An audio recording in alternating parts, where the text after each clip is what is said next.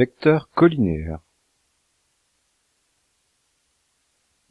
Un petit rappel avant de commencer. Les mots sens et direction n'ont pas la même signification pour les vecteurs que dans la langue courante. Alors réexpliquons ça parce que c'est important.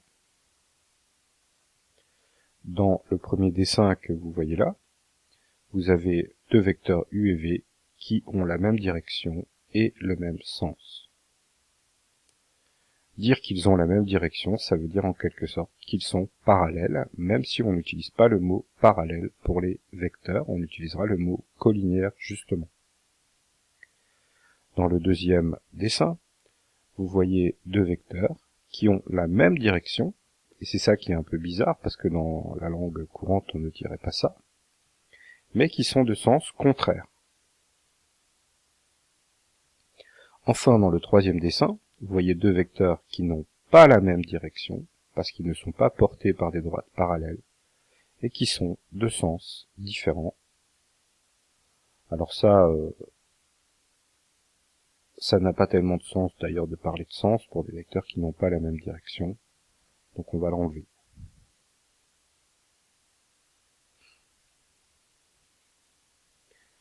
On dira que deux vecteurs sont collinéaires si ils ont la même direction, c'est-à-dire dans les deux premiers cas. Donc en fait, pour être clair, le mot collinéaire, c'est le mot qui remplace parallèle. On utilise le mot parallèle pour les droites et le mot collinéaire pour les vecteurs.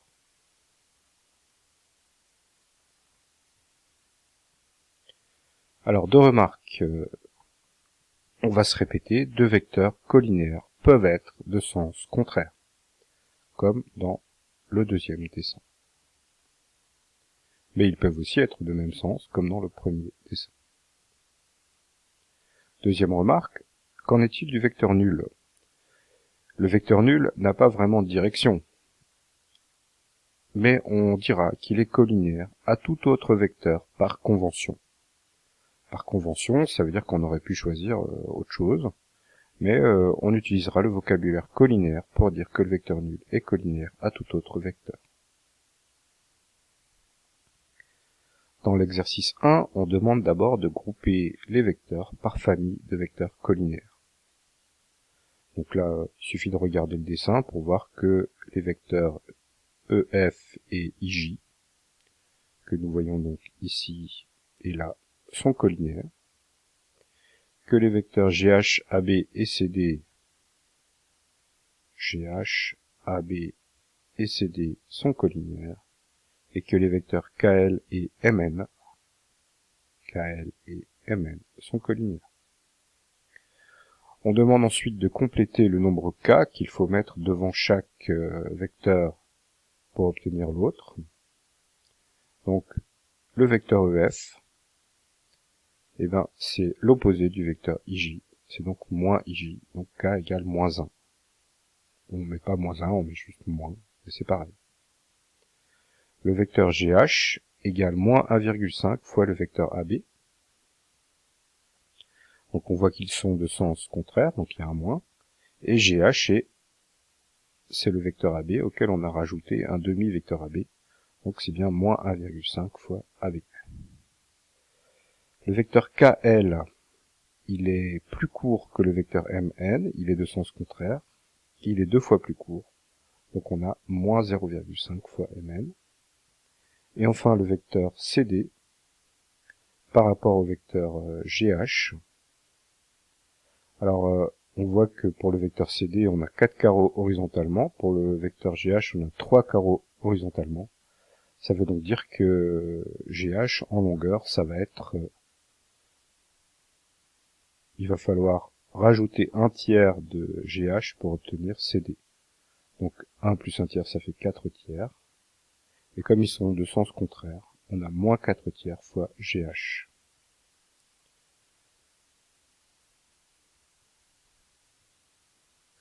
Le théorème suivant fait le lien entre la notion de collinéarité et la multiplication par un nombre K. Et le théorème dit la chose suivante, si U est un vecteur non nul, ça c'est important qu'il soit non nul, un vecteur V est collinéaire à U, Si et seulement si V est égal à K fois U. Bien sûr, si U était nul, on ne pourrait pas trouver le nombre K qui, multiplié par U, donnerait V si V est non nul. Donc ça marcherait pas. C'est pour ça qu'on a rajouté ici non nul. L'essentiel ici est de comprendre que quand deux vecteurs sont collinéaires, l'un est égal à K fois l'autre, à condition bien sûr qu'il y en ait un des deux qui soit non nul.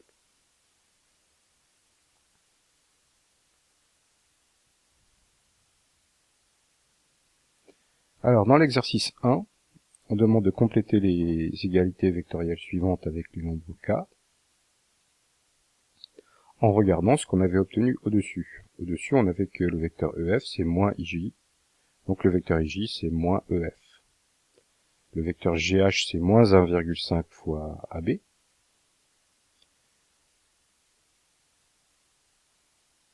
Et donc, on va avoir AB qui est égal à moins 2 tiers de GH. Alors, vous allez me dire, mais pourquoi moins 2 tiers? Parce que moins 1,5, c'est moins 3 demi.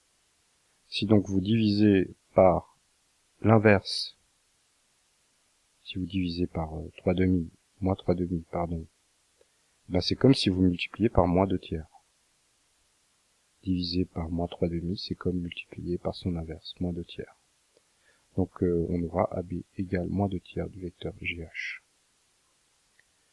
Ensuite, on avait KL est égal à moins 0,5 fois MN. L'inverse de moins 0,5, c'est moins 2. Donc MN est égal à moins 2 fois KL. Là encore, on a divisé par moins 0,5 de chaque côté. Et divisé par moins 0,5, c'est comme multiplié par moins 2. Et le dernier, CD est égal à moins 4 tiers de GH en vecteur. Divisé par moins 4 tiers, c'est comme multiplié par moins 3 quarts.